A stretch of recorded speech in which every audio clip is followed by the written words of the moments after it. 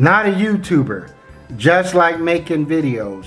In this video here, I'm going to talk about Ice Cube, Donald Trump, and the Platinum Plan. I saw, now if you're a fan of the Platinum Plan and you think this is that the Republican Party is going to pull through on this, you might not want to watch this video. I feel that it is completely laughable and it is so vague and broad that this is just, it's really just a bunch of filibuster. Now, I will agree with you that Ice Cube has good intentions. I think his intentions are good, but this plan is completely unrealistic and there's loopholes in it, but we're gonna break all that down. You know, Dr. Hendrix Clark stated that the problem with black people, even Africans, is that we're so naive and gullible that right here at the 25th hour, some black people are willing to switch their mentality on Trump just because, you know what I'm saying, he agrees to a proposal which there's no way he can fulfill. Yeah, no, I'm like, Trump is a pathological liar. You know, and then some people have said that, well, the Democrats haven't done anything. Ice Cube, you know, put this up to Democrats and they said, and then Trump jumped on it. Maybe it's because one person is losing in the polls. They're losing in the polls and they're grasping straws. They're gonna do anything to try to get these numbers up. If Biden and Harris was losing in the polls as bad as Trump is, you best believe they're gonna write up a proposal and say, hey, yeah, we're gonna get this done for black America and so forth. You know, so that's that. So I'm like, we gotta put our thinking caps on, people. And hence, hypothetically speaking, if Trump gets another 4 years and shocker, nothing changes in the black community, Trump can be like, oh, well, I like the plan. You know what I'm saying? It's the best plan. You know, but it's the Democrats. They blocked me here, they blocked me there, and Ativa, you know, you know what I'm saying? It was hard, and I did something, but, you know, black people, you know, they gotta, you know what I'm saying? They gotta do their part too, you know? So that's the thing. So, and everything here is so broad and vague that you can say, well, I did do it. You know, it's something that's hard to track, you know, whether, and then $500 billion. So they got $500 billion, a plan over 4 years. In that case, why don't we get reparations? Now, I know that we're not going to get reparations from the government. You know, my strategy was, you know what I'm saying, we have to find out who owes us what. Go to rich people, go to universities, these infrastructures, establishments, these companies, you know, which really wouldn't be all that hard. You know, finding out who owned our ancestors here in this country. It's not like somebody finding out who owned their slave ancestors in ancient Rome. America has, they got, you know what I'm saying, they got records of all the slave boats that came in and all the warm bodies that came off that slave boat and so forth. But that's a discussion for another topic. And I noticed that reparations wasn't, you know what I'm saying, in the Platinum Plan, because there's no way Republicans are ever going to agree to any kind of freaking reparations. You know what I'm saying? Don't even bring that up to them. And me looking over the Platinum Plan, and some of it is like one of the biggest problems, you know, facing black people in this country is police brutality, police misconduct, and unarmed black men being shot by the police. This lowers a lot of morale. You know, it causes a lot of upheaval. Then, you know, people will bring up black on black crime. I'm like, if you went to Disney World and your child dies on one of the rides, you know, what if, and you complain about it, and what if one of the representatives of Disney World say that, hey, well, this barely happens. What about black on black crime? It shouldn't happen. You know, there's some things that shouldn't happen, period. You know, you're not going to be like, what do you mean? My child died on one of your rides. You have to answer for this. I need compensation and so forth. No, we need to put this information out there. You know, and that's the thing. And in the Platinum Plan, it says urban black people is going to get the higher standards of policing and so forth. I'm like, that first. In the early hours of April 1st, a woman called Taylor Police to report that her boyfriend had fought with her and damaged her apartment. Officers quickly located Brendan Morgan's car. In this dash cam video, you can see that as soon as the officer turns on his lights and siren, Morgan turns into a gas station. 34 seconds later, this happens. Hold this! Throw that in my car! Get out of the car! Get out of the car! Get out of the car! Get out of the car! Bro, I'm getting out! Hold on, let me get the door. Let me get the door. Let me get out! Get the Morgan says he was pushed onto his right arm and he could not get it free for officers to handle. Like that, first of all, we should already have the highest standard. So therefore, if there's a higher standard, then there has to be a lower standard. And so now we know who gets the highest standard: rich white people. They get the highest standard because in some of them neighborhoods, you don't even see the police. You know, police only show up when somebody calls them. You know, like areas like people who live in my city know, you know, Carmel, Geist.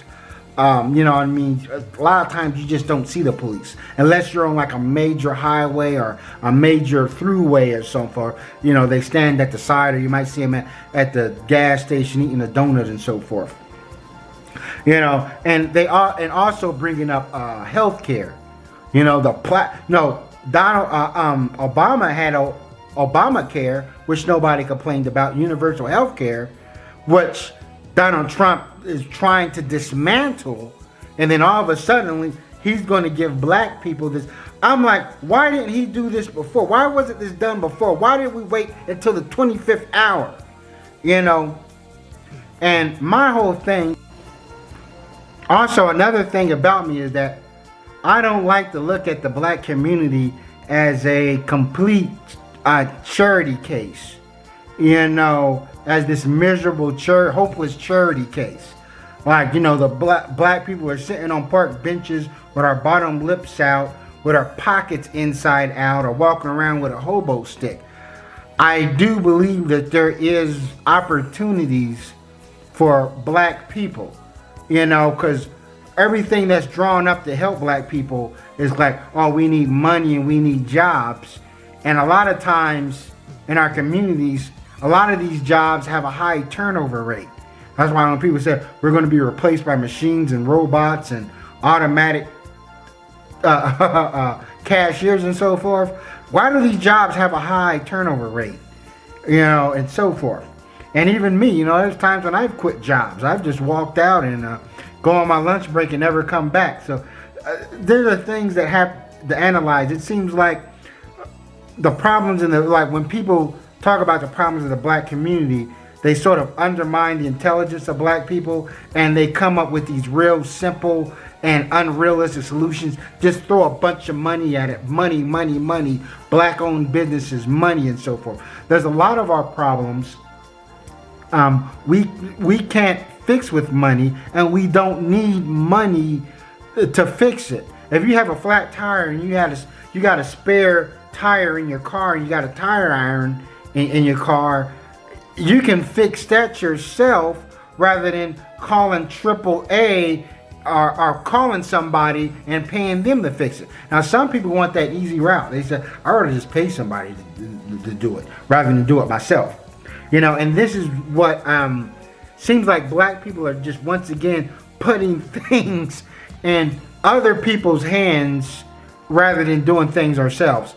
And like, for instance, when we look at abortions, that's something we can kind of like fix ourselves, the high rate of abortions and so forth. And then we look at the problems between the black man and the black woman, you know, the high divorce rates or whatever, child being born without a father and so forth. I'm like, who's going to fix that for us? How is money going to? A lot of times money becomes our problems. You know what I mean? You can't just give money to people and expect them, they know what to do with it to generate wealth. That's why a lot of lottery winners go broke. That's why a lot of these celebrities go broke, and so forth. I'm like, it does take financial literacy, but black people also need to be, and I put myself in the same category, politically literate too, on top of that, to see exactly what's being done. Because you can always sound smart by saying, oh, this hasn't been done. They're not doing anything for us. I'm like, first of all, people looking at the black community from the outside, you know what I'm saying? When I say the black community, I'm just using the general term, the basic black community, because I know there's black people that's living in the suburbs. There's black people living everywhere. There's black people living in trailer parks in South Dakota and so forth. That's why sometimes I like to refer to it as the black commonwealth rather than the community. But I did a video on that. But people on the outside is going to be looking at us and like, okay, these people are so poor, why do they have kids out of wedlocks, or why do they have babies that they can't afford? And I'm talking about men and women. Why do they squander so much money at the strip clubs? Why do they pay $200 for a pair of Jordans? Why do they have so much money to make everybody else rich?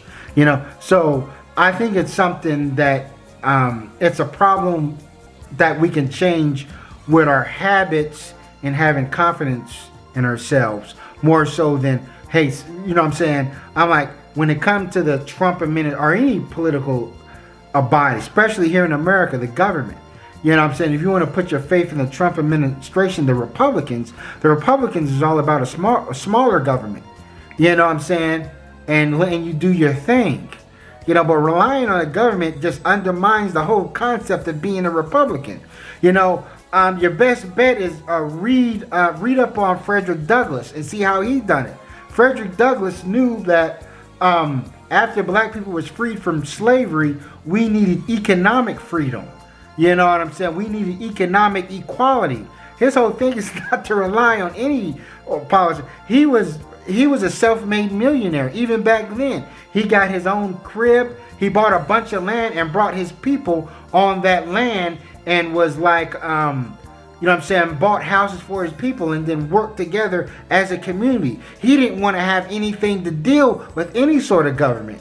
And look at we hear that we now have to rely on some sort of political party to do something for us. Even Ice Cube said no politician or whatever is going to get us out of this rut. And here we are, you know what I'm saying? We're going to rely on this party, and black people seem like they've been duped. Like, oh, the Democratic Party ain't done shit for us, and here's what Trump is going to do. These dudes are freaking desperate, man. And I'm not saying Joe Biden is our friend, but black people have we've been sitting around on our hammocks too long. It's like a fly relying on a spider to change its ways and the spider to help them. It's not going to happen. And one of the reasons why I don't want Trump back in office, one of the reasons that stand out is that, you know what I'm saying, the police was getting racial sensitive training, something about that, and being sensitive towards racism and exposing the racism, and you know what I'm saying, and police and other institutions. Trump done away, if you saw the debate, he done away with the racial sensitivity training. He said it hurts America, whatever, and so forth. So a lot of our problems, if black people work together and so forth, I'm like, it can be, but we have to have confidence in ourselves, and not fall for the okie doke from these entertainers.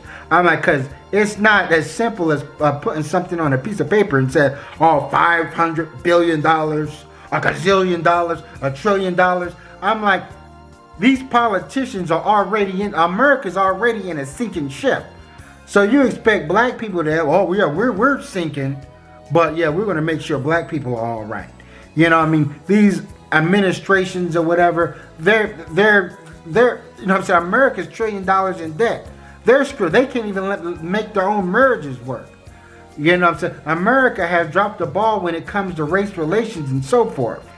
But that's all I want to say. Thanks for not watching and never stop learning. You should have dropped 2 months ago to allow it to germinate for folks to be able to understand it. This is a criticism that black people keep having. It's like, yo, you don't wait to the last second. You need to be able to do this stuff early. That way it marinates. Yeah, I think there's validity to that critique.